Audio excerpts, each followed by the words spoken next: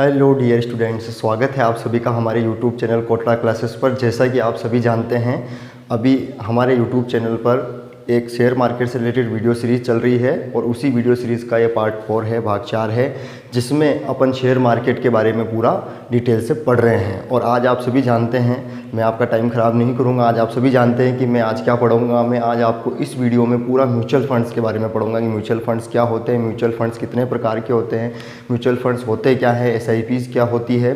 तो सब कुछ इस वीडियो में अपन पढ़ेंगे, तो लास्ट तक बने रहिए क्योंकि लास्ट तक आपको काफ़ी कुछ सीखने को मिलेगा। और म्यूचुअल फंड्स जो है एक वीडियो में ख़त्म नहीं होगा, यानी म्यूचुअल फंड से भी 1-2 वीडियो और आगे आएंगे, तो बने रहिए। तो समझते हैं म्यूचुअल फंड्स क्या होता है।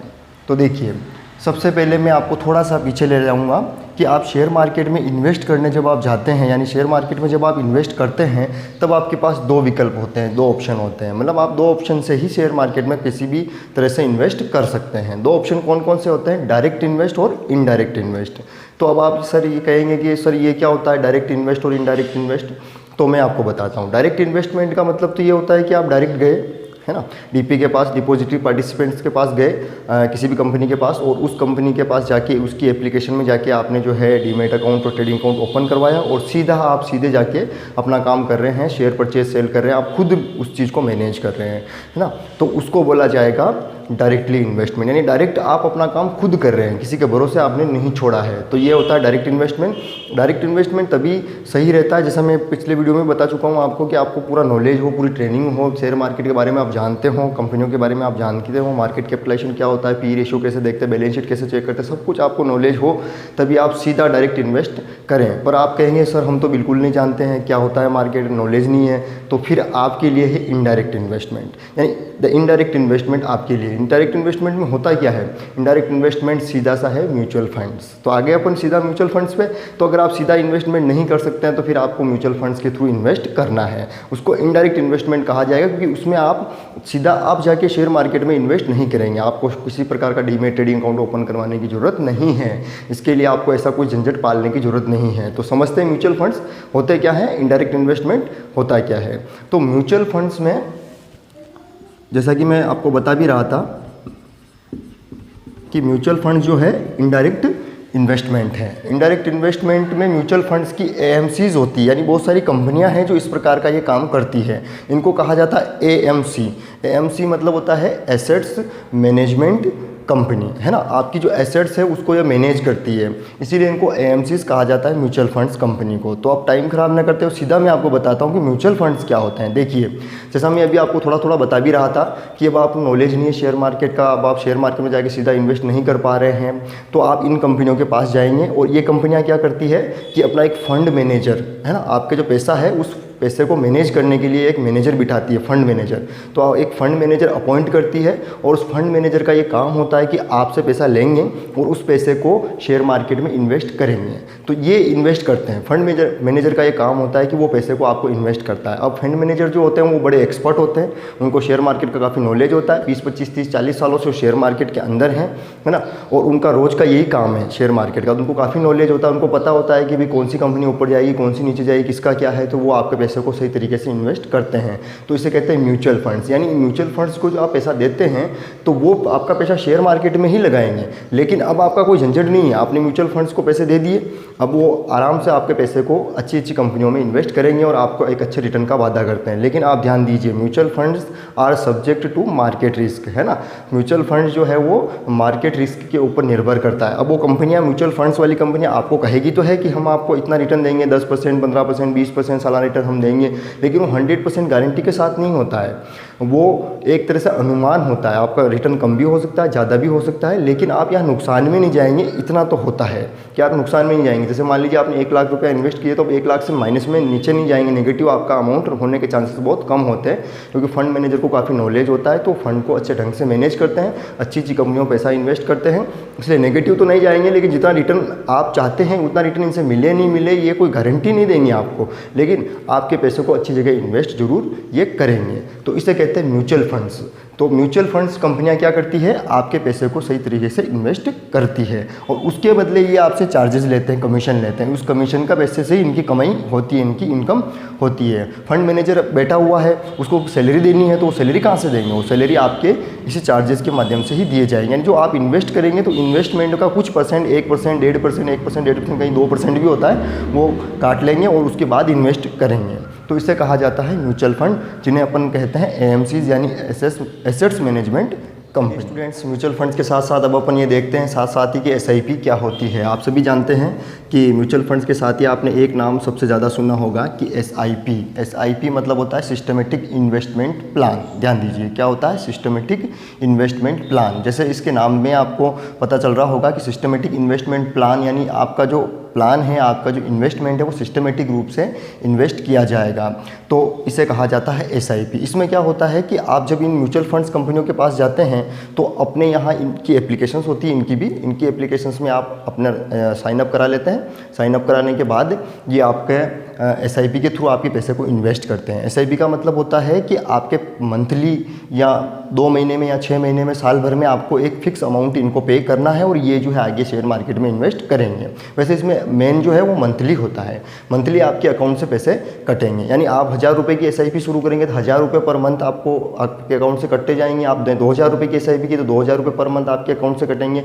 5000, 10000, 20000 आप कितने भी पर मंथ की एसआईपी यहाँ पे शुरू कर सकते हैं। तो पर मंथ आपके अकाउंट से अपने आप कट जाएंगे, फिर आपको कोई झंझट नहीं है, न आपको कोई शेयर परचेज सेल करने हैं, न आपको कोई टेंशन है कि भाई कौन से शेयर में मैं लगाऊँ, कौन सा शेयर कम जा रहा है, कौन ऊपर जा रहा है, कौन नीचे जा रहा है। अब आपका झंझट खत्म हो गया, आपके एक तरह से मतलब ये आरडी हो गई है ना। तो एक तरह से आपके रेगुलर इनकम, रेगुलर सेविंग शुरू हो गई। तो आपके अकाउंट से 1-1000, 2-2000 जो भी आपने एसआईपी शुरू की वो कटते जाएंगे, वो इनके पास चले जाएंगे। और ये ऐसे आप तो हैं, ऐसे बहुत सारे लोग भी इनके पास और भी हैं। तो ऐसे इनके पास लाखों रुपए जो है महीने के या 6 महीने के इनके पास आ जाते हैं। उस पैसे से वो फंड मैनेजर जो है उस सारे पैसे को अच्छे शेयर्स में इन्वेस्ट करता है और उन अच्छे शेयर्स में इन्वेस्ट करने के बाद जो भी इन्वेस्टमेंट उनका बनता है वो आपके जितने भी म्यूचुअल फंड्स के जो इन्वेस्टर्स थे उन इन्वेस्टर्स में वो बांट देते हैं उस शेयर्स को, और उसको कहते हैं एनएवी। यानी एनएवी के रूप में आपको जो है शेयर्स दे दिए जाते हैं। अब आपको यह नहीं बताया जाएगा वहाँ पे कि भी किस कंपनी में कितने शेयर उन्होंने परचेज किए, लेकिन आपके रिटर्न आपको शो होंगे एप्लीकेशन में कि कितने रिटर्न आपको मिल रहे हैं। आपकी एसेट्स की वैल्यू यानी आपके इन्वेस्टमेंट की वैल्यू कम हो रही है या ज़्यादा हो रही है, क्या हो रहा है वो आपको वहाँ शो होगा, आप वहाँ देख सकते हैं। तो आप समझ रहे हैं कि एसआईपी क्या है। एसआईपी का सीधा मतलब है कि सिस्टमेटिक इन्वेस्टमेंट प्लान, यानी आपके अकाउंट से सीधे पैसे कट जाएंगे, आपको कोई टेंशन लेने वाली बात नहीं और आपकी सेविंग शुरू हो गई, बचत शुरू हो गई और ये इन्वेस्टमेंट करते रहेंगे। तो ये है म्यूचुअल फंड्स। तो डियर स्टूडेंट्स, अब आप समझ पा रहे होंगे कि म्यूचुअल फंड्स क्या है, एसआईपी क्या है। लेकिन इन वीडियोस में आप लास्ट तक बने रहिए क्योंकि इनमें अपन अब आगे काफ़ी कुछ बताएंगे, मैं आपको काफ़ी कुछ समझाऊंगा, सिखाऊंगा, दिखाऊंगा, तब जाके आप धीरे धीरे और एसआईपीज़ और म्यूचुअल फंड्स को ढंग से समझ पाएंगे। तो बने रहिए। तो अब आपके दिमाग में एक क्वेश्चन, ज़बरदस्त क्वेश्चन आपके दिमाग में भी चल रहा होगा कि सर अब हमने एसआईपी शुरू कर दी है, म्यूचुअल फंड्स कंपनियों को हम अपना पैसा दे रहे हैं, वो फंड मैनेजर जो है अच्छी अच्छी कंपनियों में इन्वेस्ट कर रहे हैं, हम हमारा रिटर्न भी एप्लीकेशन पर देख पा रहे हैं। तो क्या सर हमें बाद में मान लीजिए 1 साल, 2 साल, 4 साल हमने इन्वेस्ट किया और बाद में मान लीजिए हमें अचानक पैसे की ज़रूरत पड़ गई, तो क्या हम यहाँ से पैसा निकाल सकते हैं? तो बिल्कुल, आप ये ध्यान दीजिए कि आप यहाँ से पैसा जब चाहें तब निकाल सकते हैं। 1 महीने बाद भी, 2 महीने, 4 महीने, 6 महीने, साल भर बाद भी आप चाहें तब पैसा निकाल सकते हैं। आप अपनी इन्वेस्टमेंट की वैल्यू देखते रहिए। आपको लगे कि भी इन्वेस्टमेंट की वैल्यू अच्छी हो गई, ठीक है अब मुझे निकलना है मार्केट से, या आपको लगे कि मुझे पैसे की ज़रूरत है, घर में इमरजेंसी है, तो कभी भी आप पैसा निकाल सकते हैं। अधिकतर म्यूचुअल फंड्स में आप निकाल सकते हैं, लेकिन 2-4 म्यूचुअल फंड्स ऐसे होते हैं जिनमें लॉक इन पीरियड होता है। जैसे किसी में 3 साल तक नहीं निकाल पाएंगे, किसी में 5 साल तक नहीं, ऐसा भी है। तो आप पहले पूछ लीजिए कि भी आपको कौन से किस प्रकार की म्यूचुअल फंड है। इसीलिए तो मैं आपको भी कह रहा था कि मैं आपको बहुत सारे प्रकार की म्यूचुअल फंड्स जो भी आप समझाऊंगा, पढ़ूंगा, तो आप बने रहिए।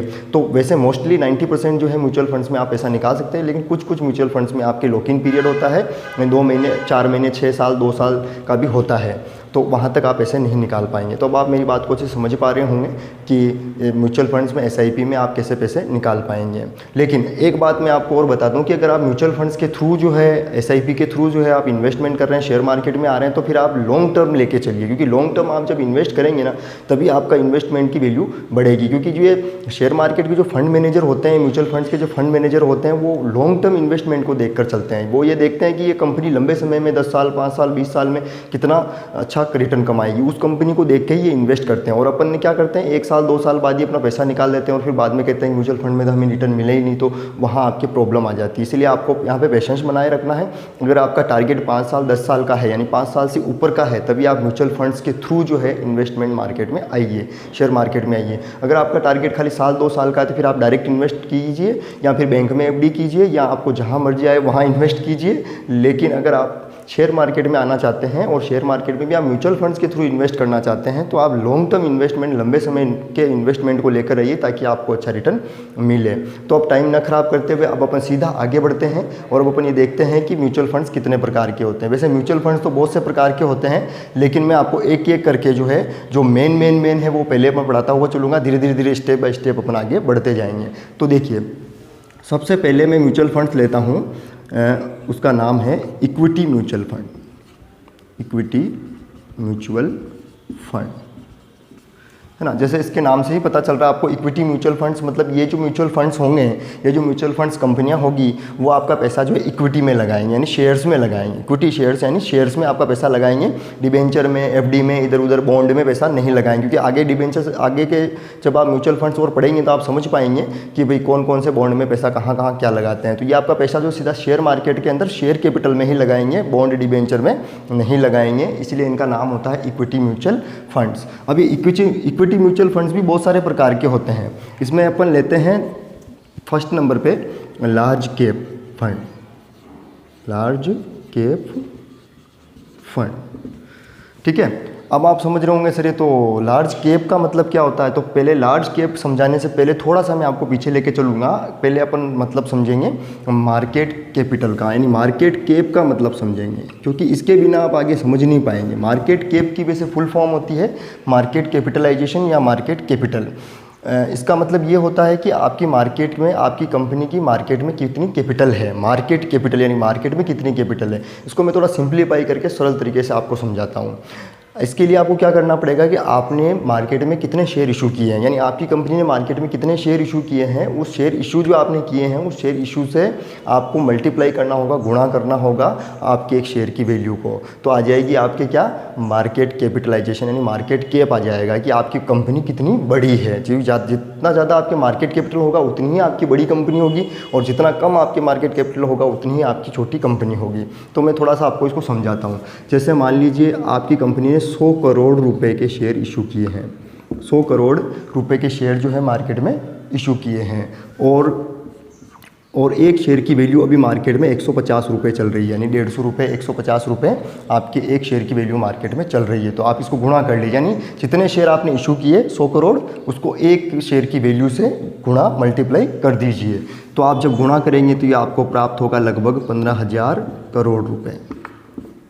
15,000 करोड़ रुपए आपकी मार्केट कैपिटल है, यानी मार्केट कैपिटलाइजेशन है, मार्केट कैप आपकी कंपनी का 15,000 करोड़ रुपए है, ठीक है। अगर मान लीजिए अब आपकी ये शेयर की वैल्यू 10 रुपये कम हो गई, पहले 150 रुपये थी, शेयर तो क्यों ही रहेंगे 100 करोड़ ही, पहले आपकी जो वैल्यू थी वो 150 रुपये थी, 150 रुपये से अब मान लीजिए 140 रुपये हो गई शेयर की वैल्यू। तो आप गुणा कर लीजिए 14,000 करोड़ रुपये। 14,000 करोड़ रुपए आपकी मार्केट कैपिटल हो जाएगा। तो देखिए 10 रुपये, केवल मात्र 10 रुपये एक शेयर की वैल्यू कम होने से आपके 1,000 करोड़ रुपए जो है मार्केट कैपिटल कम हो गई है। तो शेयर में जब अपन पैसा इन्वेस्ट करते हैं तो उस कंपनी की मार्केट कैप को भी देखा जाता है। तो आप समझ गए मार्केट कैप क्या है, क्योंकि बहुत बड़ी टर्म्स मैंने आपको समझा दी है, बहुत सी जगह आप सुनते होंगे या आप जब आगे पढ़ेंगे, देखेंगे, समझेंगे, ट्रेनिंग लेंगे तो आप मार्केट कैप के बारे में पढ़ेंगे। तो मार्केट कैप मैंने आपको समझा दिया कि मार्केट कैपिटल होती है। तो अब अपन वापस आ जाते हैं लार्ज कैप फंड में। अब आपको समझ में आ जाएगा, लार्ज कैप फंड वह फंड होते हैं जिस कंपनियों की मार्केट कैपिटल 1 लाख करोड़ रुपए से ज़्यादा होती है। ध्यान से समझिए, जिन कंपनियों की मार्केट कैपिटल जो होती है 1 लाख करोड़ रुपए से अधिक होती है, जो मार्केट कैप है ये मैंने आपको समझाया, वो मार्केट कैप 1 लाख करोड़ रुपए से अधिक जिन कंपनियों का होता है, उन्हीं कंपनियों में जो है म्यूचुअल फंड्स जब इन्वेस्ट करते हैं तो उसे लार्ज कैप फंड कहते हैं। यानी अगर आपने म्यूचुअल फंड के अंदर इक्विटी फंड लिया है और इक्विटी के अंदर भी आपने लार्ज कैप फंड लिया है, तो लार्ज कैप फंड आपको कौन सी कंपनियों में इन्वेस्ट करेगा, जिनकी कैपिटल 1 लाख करोड़ से ज़्यादा है, जो बहुत बड़ी कंपनियाँ हैं मार्केट में, जिनका अपना नाम चल रहा है, बहुत बड़ी कंपनियाँ हैं, उनमें इन्वेस्टमेंट किया जाएगा।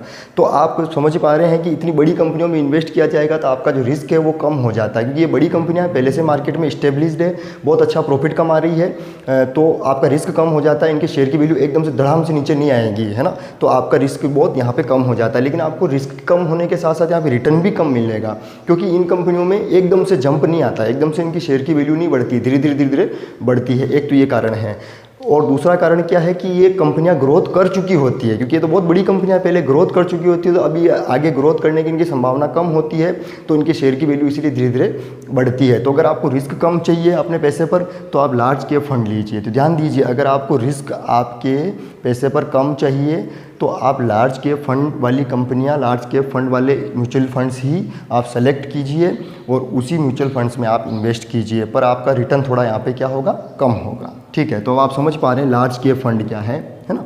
उसके बाद अब अपन आगे बढ़ते हैं। लार्ज कैप फंड के बाद मैं बताता हूँ आपको, एक होता है लार्ज कैप के बाद मिड कैप फंड।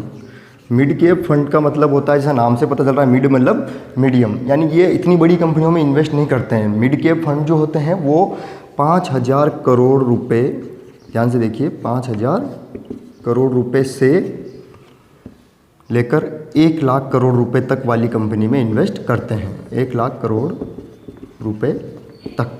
ठीक है, 5,000 करोड़ रुपए वाली कंपनी से लेकर 1 लाख करोड़ रुपए वाली मार्केट कैपिटल वाली कंपनी, मार्केट कैप वाली कंपनी में ये पैसा आपका इन्वेस्ट करते हैं। तो ये एक्चुअल में देखा जाए तो मीडियम कंपनियां हैं, मीडियम है, ज़्यादा बड़ी कंपनियां नहीं, क्योंकि 1 लाख करोड़ से ऊपर ये बड़ी कंपनी है, ये मीडियम है, उसमें इन्वेस्ट करते हैं। अब इसमें क्या फ़ायदा है, इसमें यह फ़ायदा है कि अब ये कंपनी चल रही है, ठीक है, मीडियम कंडीशन में है, तो ये इनके ग्रोथ के चांसेस भी बहुत ज़्यादा हैं, तो आपके इस पर रिटर्न ज़्यादा मिल सकते हैं। अगर आपने ये मिड कैप फंड लिया है म्यूचुअल फंड्स में तो आपको रिटर्न ज़्यादा मिल सकते हैं, चांसेस होते हैं। लेकिन ध्यान दीजिए, लेकिन इसमें भी क्या होता है कि रिस्क बहुत ज़्यादा है, रिस्क बहुत ज़्यादा है, क्योंकि अब इसमें क्या है, ये कंपनियां अभी चल रही है मार्केट में, अभी इसका भरोसा नहीं है कि अब आगे ग्रोथ कर पाएगी नहीं कर पाएगी। अभी ये विकासशील कंपनियां हैं, मतलब ग्रोविंग कंपनियां, अभी ये डेवलपिंग कंपनियां हैं, डेवलप अभी हो रही है ना, तो ये बड़ी कंपनियां नहीं हैं, तो आपको थोड़ा रिस्क तो रहेगा, लेकिन रिटर्न भी आपको यहाँ ज़्यादा मिल सकता है।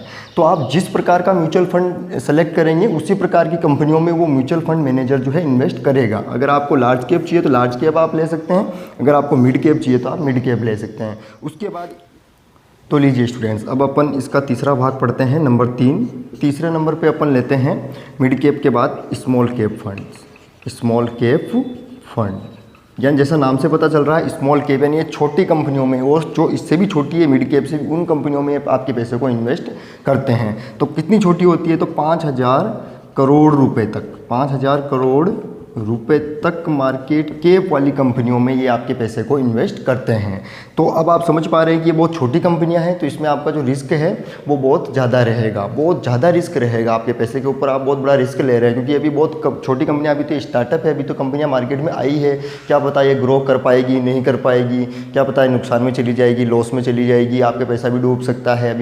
अभी इन पर भरोसा नहीं है, कुल मिला के स्टार्टअप हैं, अभी चल रहे हैं, इन पर ज़्यादा भरोसा नहीं किया जा सकता है। लेकिन अगर ये चल निकली, बहुत अच्छी इन्होंने ग्रोथ की, तो आपके पैसे पे आपको बहुत ज़्यादा रिटर्न मिलेगा। ये है, तो इसमें रिस्क ज़्यादा है तो आपका रिटर्न भी ज़्यादा है। तो यहाँ पे आपका रिस्क ज़्यादा है, रिटर्न बहुत ज़्यादा है, तो आपको रिस्क ज़्यादा चाहिए, रिटर्न ज़्यादा चाहिए, तो आपको स्मॉल कैप फंड में इन्वेस्ट करना चाहिए। और अगर आपको मिड कैप फंड में इन्वेस्ट करना है तो फिर आपका मिड यानी कम रिस्क है और थोड़ा आपका रिटर्न भी कम ही है, ठीक ठाक है। और अगर आपका लार्ज कैप फंड में आप इन्वेस्ट करते हैं तो आपका रिस्क यहाँ पे बिल्कुल कम है, क्योंकि ये बहुत बड़ी कंपनियाँ हैं, ये नुकसान में जाने के चांसेस के बहुत कम रहते हैं, बहुत बड़ी कंपनियाँ हैं, पहले से ग्रो करने वाली कंपनियाँ, ग्रो हो चुकी कंपनियाँ हैं।